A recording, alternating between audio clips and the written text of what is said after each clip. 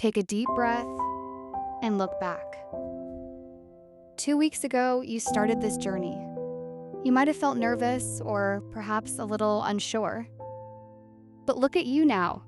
You have shown up for 14 days straight. You have built a foundation of greetings, numbers, family, and time. And this past week, you've added layers of color, emotion, and daily rhythm. You are halfway to your goal. This isn't just about learning words anymore. It's about using them to share your life. Today is a milestone. We aren't just going to learn new words. We are going to see how far you've come by putting everything together. We are moving from simple words to real storytelling.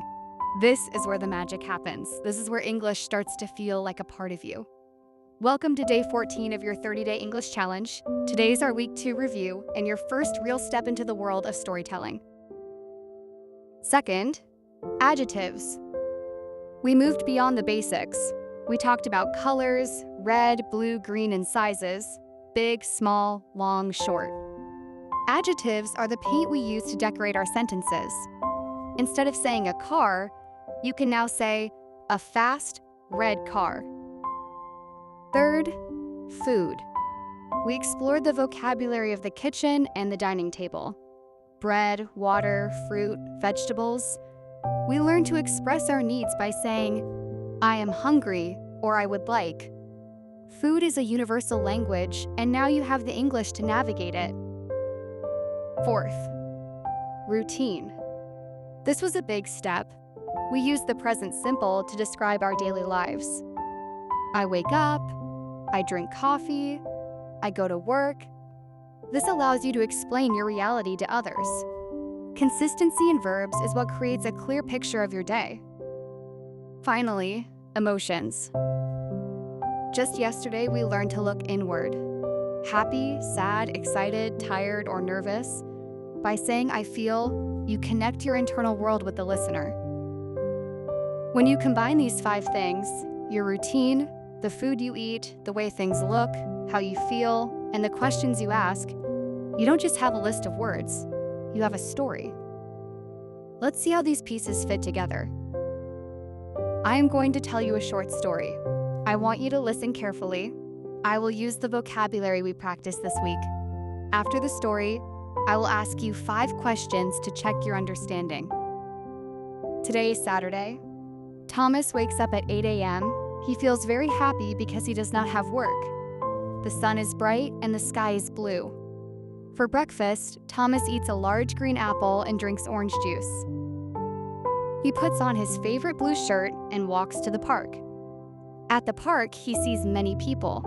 Some people are running and some are sitting on the grass. Thomas feels relaxed.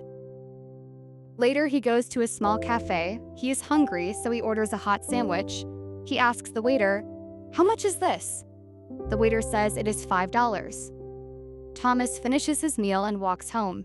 He's a little tired, but it was a great day. Now let's see what you remembered. I'll ask a question, give you a few seconds to think or speak your answer, and then I'll provide the correct response. Question 1.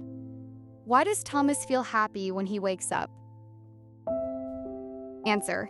He is happy because he does not have work. It is Saturday. Question 2. What does Thomas eat and drink for breakfast? Answer. He eats a large green apple and drinks orange juice. Did you notice the adjectives large and green? Question 3. What color is Thomas's favorite shirt? Answer. His favorite shirt is blue. Question 4. How does Thomas feel at the park? Answer. He feels relaxed. This is a great emotion to describe a peaceful time. Question 5. How much does the sandwich cost at the cafe? Answer. The sandwich is $5. He used his question skills to ask the price. How did you do? If you got all 5, fantastic. If you missed a few, don't worry. Listening is a skill that takes time to develop. The important thing is that you recognize the structure. You saw how the routine, waking up, connected to the emotion, happiness, which led to the description of his food and his clothes. This is how you build a narrative. This is how you share your life in English. Today marks a shift in your learning. In week 1, we were collecting building blocks. We were naming things. In week 2, we started using the glue, the verbs and adjectives to hold those blocks together. When you move from saying apple to I eat a green apple because I am hungry, you are no longer just translating, you are communicating. You are giving the listener a reason, a description, and an action. Storytelling is the heart of human connection. Whether you are telling a doctor how you feel, telling a boss what you did today, or telling a friend about your favorite meal, you are telling a story. You now have the vocabulary to describe a full day from start to finish. You can describe what you see, what you eat, and how you feel about it. That is a massive achievement for just 14 days. Now it's your turn to be the storyteller.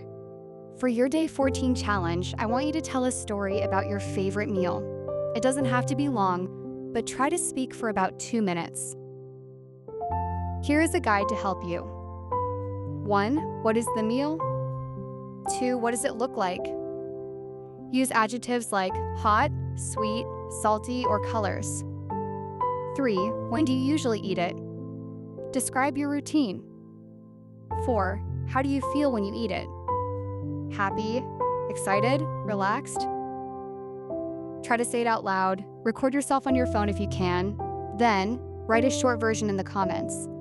For example, my favorite meal is pizza. It is big and salty. I eat it on Fridays with my family. I feel very happy. You have officially completed 2 weeks of the 30-day English challenge. You should be incredibly proud of your consistency. Tomorrow, we start week 3. We are going to look back into the past. We'll learn how to talk about things that already happened using the simple past tense. Like this video if you've made it through the first 14 days. Subscribe so you don't miss the start of week 3. Go practice your story, and I will see you tomorrow for Day 15.